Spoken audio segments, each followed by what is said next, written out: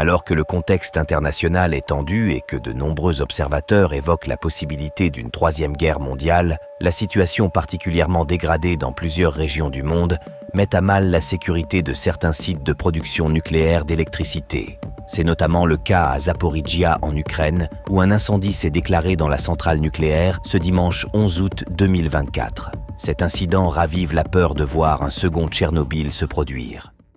En France, plus de 2,2 millions de personnes vivent dans le périmètre de sécurité d'une centrale nucléaire. Ce périmètre a été relevé de 10 à 20 km autour des centrales en avril 2016 par Ségolène Royal pour se conformer aux pratiques internationales. Cette mesure n'a été appliquée dans les faits qu'à partir de 2019. Ce sont donc autant de personnes qui reçoivent un courrier à leur nom, les incitant à se rendre en pharmacie afin d'y retirer une boîte de comprimés d'iode stable et de bénéficier d'une formation concernant la marche à suivre en cas d'alerte. Dans cette vidéo, nous allons voir comment mettre toutes les chances de votre côté pour ne pas subir les conséquences désastreuses d'un accident nucléaire. Les autorités françaises ont mis en place 2 dispositifs complémentaires de distribution de comprimés d'iode. Tout d'abord, une distribution préventive dans le périmètre des centrales nucléaires de production d'électricité. Ce plan est réalisé dans le cadre de campagnes nationales mises en place par l'État et l'exploitant. Elle concerne les foyers, les entreprises publiques et privées et les établissements recevant du public. Ensuite, au-delà de ces périmètres, les dispositions spécifiques du plan Orsec-Iode élaboré par les préfets permettent une distribution en urgence à l'ensemble de la population en cas de besoin. Pour cela, l'État dispose de stocks de comprimés d'iode stables qui sont prépositionnés dans les départements et les zones de défense et de sécurité. En 2024, la France compte 18 centrales nucléaires dans lesquelles 56 réacteurs sont en activité. Ces centrales sont exploitées par EDF. La prise de comprimés d'iode stable est l'une des 3 mesures que peuvent prendre les autorités si un accident nucléaire venait à se produire. Ce médicament va empêcher la thyroïde d'absorber l'iode radioactif rejeté dans l'environnement. Toutefois, ce n'est pas une panacée contre les effets néfastes de la radioactivité. Il ne protège pas des autres éléments radioactifs comme l'uranium, le césium et le strontium qui peuvent être rejetés. C'est pour cela que d'autres actions de protection sont nécessaires. Mais avant tout, apprenons-en plus sur la production nucléaire d'énergie. Une centrale nucléaire produit de l'électricité grâce à la chaleur dégagée par la fission d'atomes d'uranium. Incontrôlée, la chaleur qu'elle produit pourrait faire fondre le cœur du réacteur nucléaire et la cuve de confinement, causant une fusion nucléaire et libérant de la radiation dans l'environnement. L'une des fusions nucléaires les plus célèbres s'est produite à Tchernobyl en Ukraine. En 1986, un accident est survenu au cours d'un test de sécurité.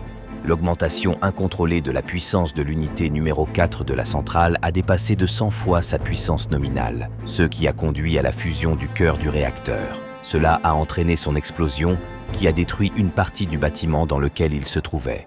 L'incident a libéré de vastes quantités de matériaux radioactifs dans l'environnement. Dans les années qui ont suivi, plus de 350 000 personnes ont été évacuées. Cet événement dévastateur a tué 31 des travailleurs du site dans les 4 mois suivant la catastrophe, et il a été officiellement responsable de près de 4000 cancers humains mortels. Pour éviter le même sort, lorsqu'un tel accident nucléaire se produit, il est préférable de rester à l'intérieur d'un bâtiment, car les voitures ne vous protégeront pas de la radiation. Les métaux légers et le verre des véhicules ne sont pas comparables aux murs en briques ou en béton. Vous pouvez encore être exposé aux rayons gamma et à d'autres radiations à l'intérieur d'une voiture ou d'un bus. Cependant, si les autorités vous disent d'évacuer, il est préférable de partir en voiture tout en gardant les fenêtres fermées et le système de ventilation éteint. Les autorités indiqueront également l'itinéraire d'évacuation le plus sûr en fonction de la vitesse, de la direction du vent et de l'ampleur de la catastrophe. Comme nous l'avons vu précédemment, si vous vivez dans un rayon de 20 km d'une centrale nucléaire, vous serez destinataire de comprimés d'iode stables et d'une formation spécifique. Si vous êtes en dehors de ce périmètre, vous devez vous préparer à un incident nucléaire par vous-même. En plus de votre préparation habituelle, abordée sous de nombreux angles dans nos autres vidéos, vous aurez également besoin de vous approvisionner en iode stable ou iodure de potassium. Les pharmacies ne sont pas habilitées à fournir la population générale sans le consentement des autorités, mais il est parfois possible d'en trouver en ligne auprès de professionnels qui acceptent d'en vendre. Assurez-vous de ne pas acheter ce type de comprimé auprès d'autres fournisseurs que des pharmacies officielles car votre santé est en jeu. La boîte supporte la mention « Iodure de potassium, pharmacie centrale des armées, 65 mg ». Il est important d'attendre l'ordre du préfet avant la prise du médicament. Comme la thyroïde fabrique continuellement des hormones, l'organisme recherche sans cesse l'iode dans l'air ou dans la nourriture pour le lui fournir. Si l'on prend le comprimé d'iode trop tôt, il va agir et la thyroïde ne sera plus saturée lorsque les rejets radioactifs vont se produire. Pour être efficace, le comprimé doit être ingéré idéalement dans les quelques heures avant le passage des particules et gaz radioactifs ou au plus tard 8 heures après. Toute nouvelle prise du traitement ne devra se faire que sur instruction des autorités compétentes. Si vous vous trouvez dans une zone impactée par l'accident nucléaire, vous serez alerté par une sirène, un avis à la radio ou un message automatique du système d'alerte de la sécurité publique. Les autorités vous donneront plusieurs instructions.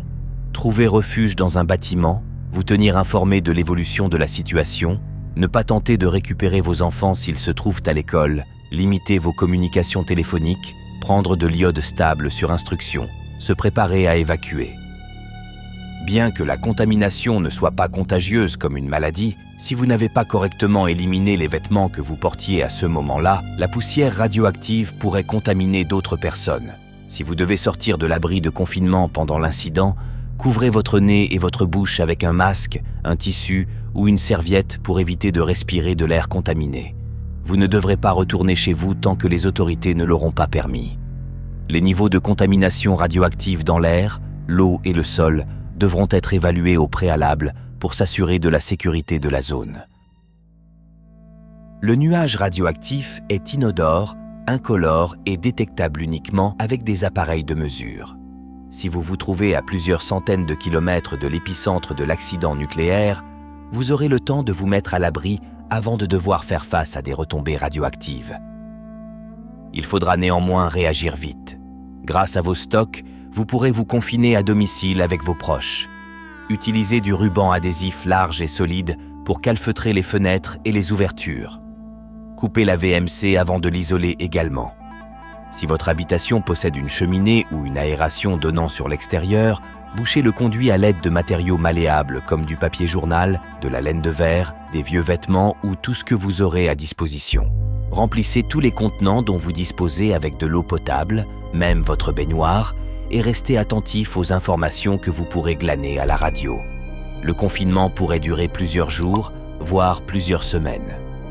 Ne fermez pas les volets pour pouvoir bénéficier de la lumière du soleil durant la journée. La nuit, vous recouvrirez les fenêtres de l'intérieur avec une matière opaque si nécessaire.